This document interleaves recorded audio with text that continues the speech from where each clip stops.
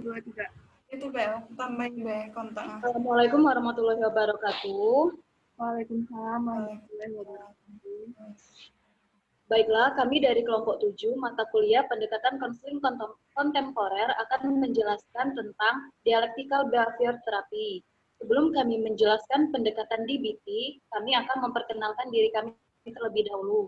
Sebelumnya, saya sendiri, Armita Mukroma, dan teman saya, Saya Afifah Ramadiani. Saya Vianda Pristianingsih. kami dari BK 2018 Palembang. Langsung saja, yang pertama adalah pembahasan mengenai konsep dasar teori pendekatan dialectical behavior therapy yang akan dijelaskan oleh teman saya Vianda. Kepada Vianda, dipersilakan. Baiklah, di sini saya akan menjelaskan tentang konsep dasar dialectical behavior therapy. Dialectical behavior terapi sendiri merupakan pengobatan perilaku kognitif yang dikembangkan pada akhir tahun 1980-an oleh psikolog Linehan. Dialectical behavior therapy awalnya dikembangkan untuk mengobati chronically suicidal individual yang didiagnosis dengan borderline personality disorder atau biasa disebut BPD, serta menekankan aspek-aspek psikososial dalam pengobatannya. Nah, selain itu, konselor telah menunjukkan bahwa dialectical behavior therapy atau DBT ini efektif dalam mengobati berbagai gangguan lain seperti ketergantungan zat adiktif, depresi, post-traumatic stress disorder atau PTSD, dan gangguan makan. Nah, sejak itu, DBT juga telah digunakan untuk pengobatan jenis lain gangguan kesehatan mental. Teori di balik pendekatan ini adalah bahwa beberapa orang cenderung bereaksi dengan cara yang lebih intens dan tidak biasa terhadap situasi emosional tertentu, terutama yang ditemukan dalam hubungan romantis, keluarga, dan pertemanan. Teori DBT menunjukkan bahwa tingkat gairah beberapa orang dalam situasi seperti ini dapat meningkatkan jauh lebih cepat daripada rata-rata orang mencapai tingkat yang lebih tinggi rangsangan emosinya, dan memerlukan banyak waktu untuk kembali ke tingkat gairah awal. Nah, orang-orang kadang didiagnosis dengan borderline personality disorder atau BPD, yakni ketika mengalami ayunan perubahan ekstrim dalam emosi mereka, yang melihat dunia dalam warna nuansa hitam dan putih, dan tampaknya selalu melompat dari satu krisis ke krisis lainnya. Karena sedikit orang yang memahami reaksi tersebut, maka tidak memiliki metode untuk mengatasi lonjakan yang tiba-tiba pada emosinya. DBT adalah metode untuk mengajarkan keterampilan yang akan membantu mengatasi masalah tersebut.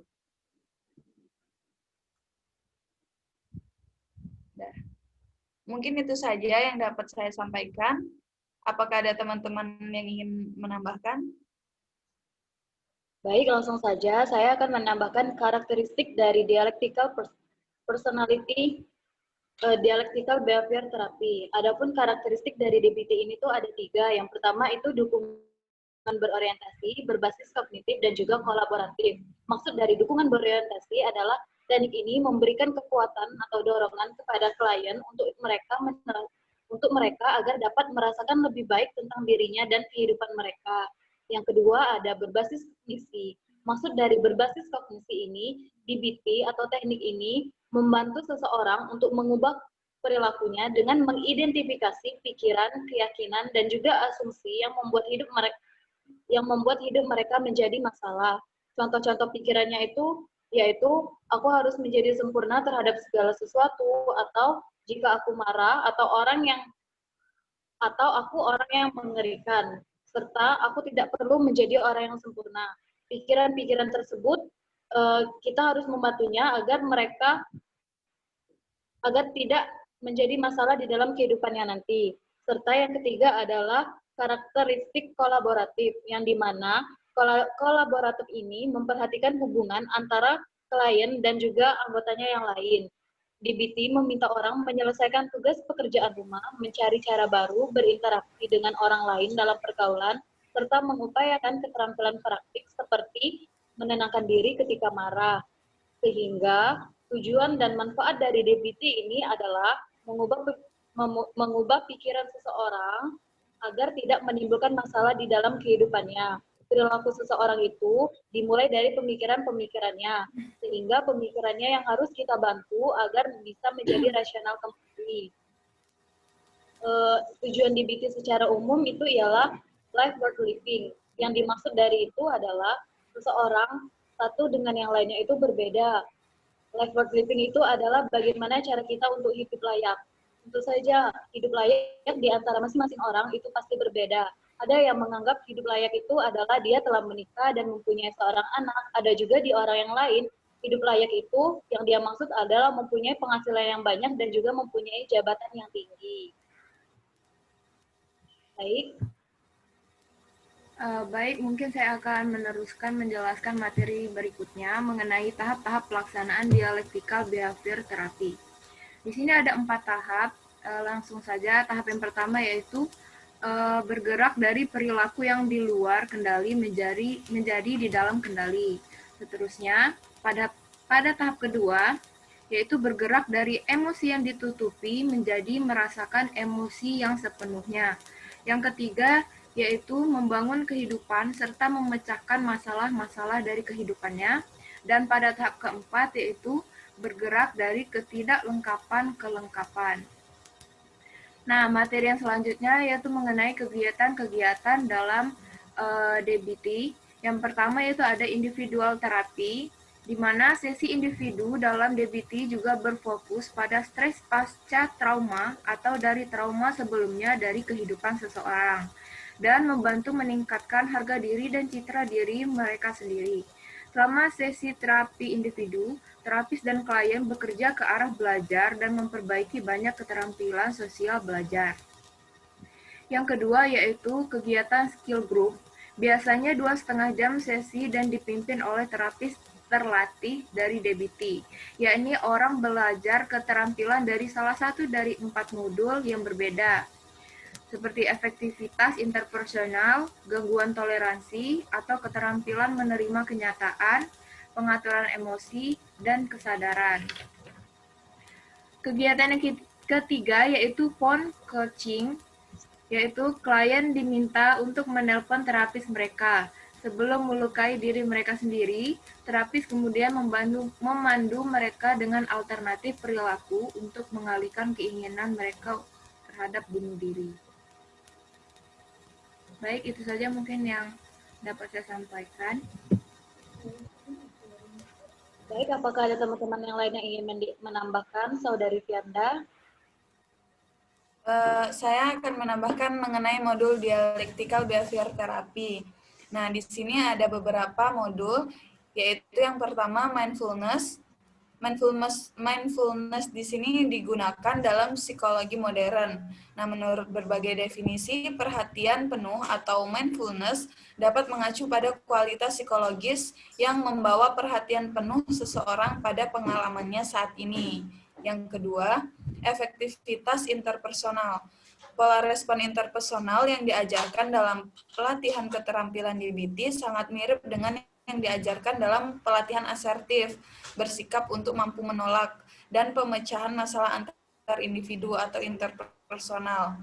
Semuanya termasuk cara mengatasi konflik interpersonal. Nah, ini berfokus pada situasi yang tujuannya adalah mengubah sesuatu, misalnya meminta seseorang untuk melakukan sesuatu atau menolak perubahan yang diminta oleh orang lain, misalnya mengatakan tidak. Yang ketiga yaitu toleransi terhadap kesulitan. Terapi perilaku dialektis menekankan untuk belajar keterampilan menahan rasa sakit. Keterampilan menoleransi kesulitan merupakan perkembangan yang alamiah dari keterampilan kesadaran penuh atau mindfulness. Nah, mereka harus mempunyai kemampuan untuk menerima dengan cara tidak menghakimi diri sendiri pada saat situasi saat ini.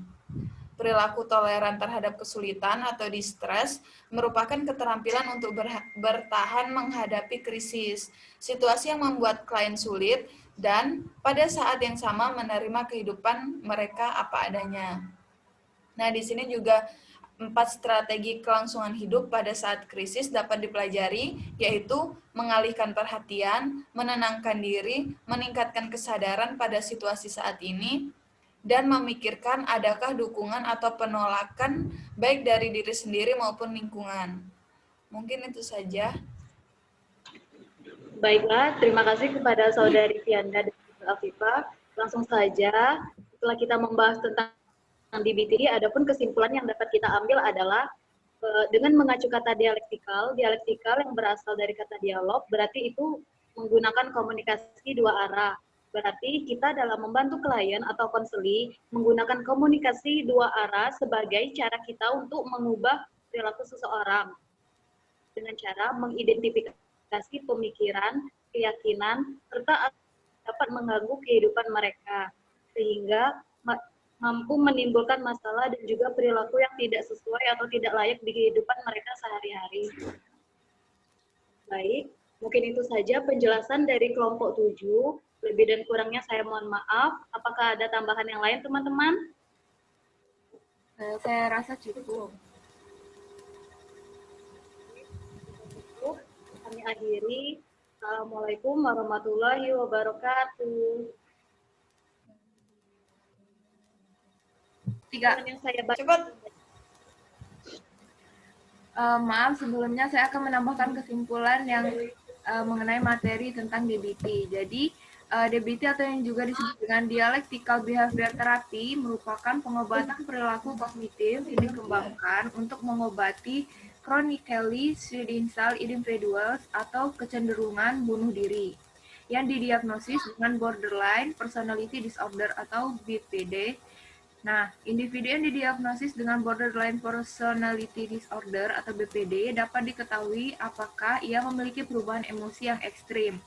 Hal ini terlihat seperti dalam warna hitam putih dan tampaknya selalu melompat dari satu krisis atau keadaan yang sulit ke krisis yang lain. DBT adalah metode untuk mengajarkan keterampilan yang akan membantu mengatasi masalah tersebut. Nah, DBT ini memiliki 3 karakteristik, yaitu dukungan, kognisi, dan juga kolaborasi. Dalam DBT, klien diajarkan 4 modul yang terdiri dari mindfulness, efektivitas, interpersonal, toleransi terhadap kesulitan, dan peraturan emosi. DBT dilaksanakan dalam 4 tahapan yang setiap tahapan memiliki target perilaku yang harus dicapai. DBT ini juga bisa dilakukan dalam 3 bentuk kegiatan, yakni individual terapi, skill group, dan phone coaching. DBT ini dapat digunakan untuk menangani kasus klien yang ingin bunuh diri, klien yang memiliki kecanduan pada zat adiktif, dan klien yang memiliki masalah self-injury atau kecenderungan melukai diri sendiri. Mungkin itu kesimpulan yang dapat saya sampaikan. Baik, itu saja saya akhiri dan kami dari kelompok 2 memohon maaf jika banyak kesalahan. Ya, akhiri. Assalamualaikum warahmatullahi wabarakatuh. Dan cerita ketiga.